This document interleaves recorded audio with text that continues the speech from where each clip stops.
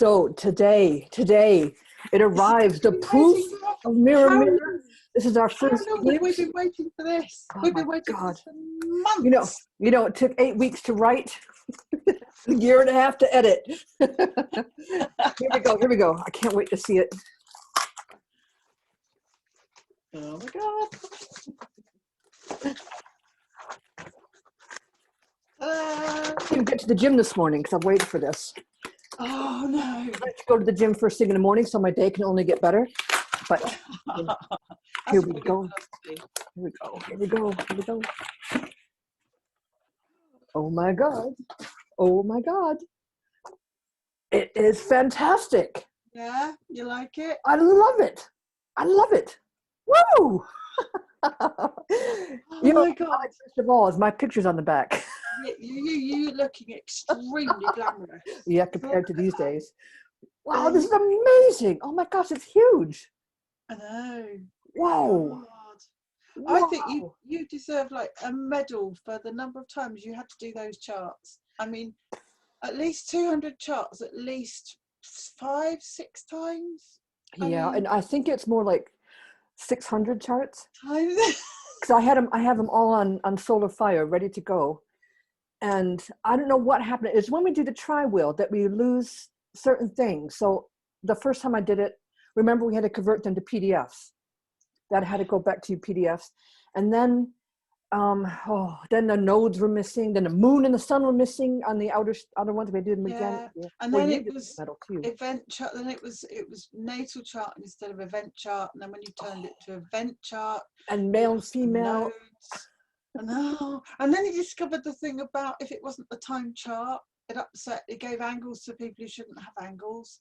Right. Then, we tried to do Aries rising, and we couldn't do Aries rising if we didn't have the time charts for all of them. And of course, with the event chart, we didn't have a time chart, so it was a pain. But it looks absolutely brilliant.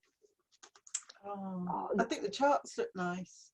I'm really relieved about the charts. That was my big worry, as you know. But I mean, they're really readable. Even the ones, that have got quite a lot, like stelliums. I really are. Oh, and thankfully, yep. I'm just sort of spot checking here. They all look like they have the nodes and the sun and the moon in them. They all look correct. Don't. I'm going to have a nervous breakdown. If I find something, no, I am going to check it. But I would say, like, first impressions, I'm over the moon. I really am over the moon. It just looks. I like the matte finish. I like the little glittery effect of the mirror bit. I like my name in big block letters in the front of the book. You said, "Can I have gold?" You got gold. Gotta have gold for the moon and Leo.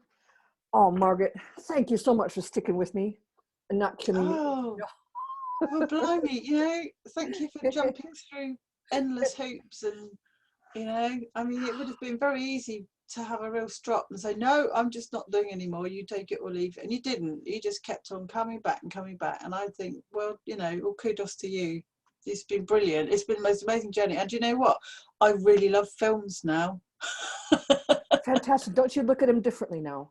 Now that I do, and we've started watching films in this book, and I noticed them come up. When they come up in the magazine, and they're talking about what's going to be on in the next week. I said to Stephen, we've got to watch that. That's from Alex's book. Like, I Tonya came on the other week, and The Pursuit of Happiness, and so many films, and now I noticed them. So I think this is a real gift, actually, and I'm so excited about it. Fantastic. What I really enjoyed was because some of the films, when I started writing it, I hadn't seen for a few years. And so trying to remember the plots, because I actually have seen all the movies in this book, try to remember the plots and rewatching them. And it was so much fun because, I was like, that's why I didn't quite get that plot line followed through, because I'd forgotten. Because I think I was watching movies differently. I'd watch movies more for the camera angles and things like that, as opposed to the plot, because that's what was interesting to me. But then when I started doing it this way, of course, look at the actors and actresses in this industry. So fantastic. Right, ready for general release. Now I'm an author of books. I got Yes, the plural. I got the plural now. absolutely. Yeah. I think this is going to run and run. I mean, I think it started a bit of an obsession with me now. with data. No, I mean, it was just, I really look at films differently now. You know, and we saw something that we saw I think I said to you, we saw The Keeper the other week about the German footballer. Oh And right. yeah, and I said, I've absolutely got to look up their details. And I did, and you would not believe the synastry between them, because he totally nailed it. And you look at the synastry and you can see why it works. You know, there is so much more going on than just casting, than just somebody saying, oh, you're the right height and you've got the, you know. Yeah. Yeah. It's Like fascinating. with Tom Hanks playing Mr. Rogers. I just thought, he was the perfect Mr. Rogers.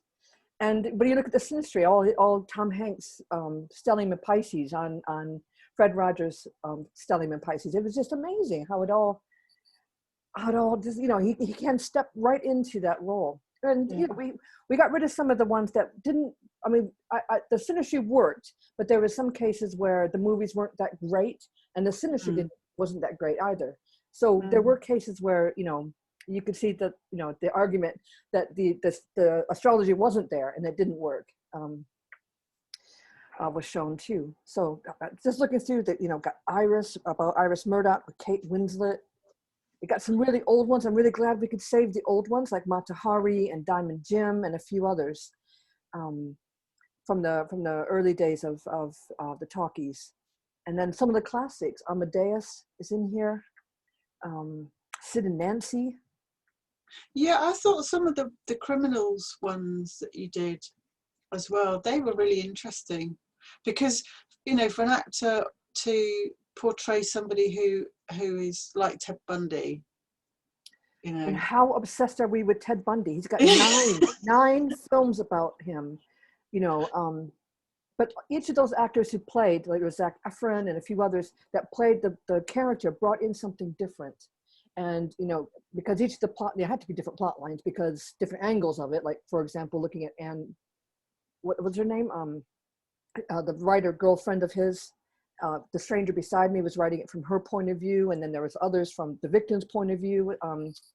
So yeah, interesting take. Tanya is in here too. Tanya Harding. Yeah, that was on the other night. I want to watch that too. Yeah, it's just fascinating watching it play out, and you get the chance to look at the characters chart as well to see how their story played out, and then to see how the actor portrayed. What they picked up on. Taron Egerton, oh my god, I love him. I loved him. I just think I could watch Rocket Man again and again and again. And my neighbors will probably complain because I'll go on singing the soundtrack all the time. Oh really? Yeah. Goodbye. I'll spare you, but Goodbye. Yeah, that would be the next one. I might not be in that one. Oh, this is fantastic. We'll both have a good old look through it. But yeah, so it's going to be ready. Yeah, let's get the stock in the distributors and let's get people their copies, I reckon. Yes, and the official launch is the 23rd of October, 9 p.m. our time. I'm one of these people, I like to tick all the continents. So we have people from South Africa coming, Australia, Brazil, United States and Canada, of course, Europe. We got them all coming. So all except for India, I'm afraid, because it's the middle of the night for them. But join us for book launch. We'll get the Zoom link out for you, and come join us 23rd of October, 9 p.m. British summertime. Absolutely. Brilliant. Oh, fantastic. I'm so happy. Thank you, Margaret. All right, talk to you soon. Bye. Talk to you soon. Bye. Okay, I gotta leave.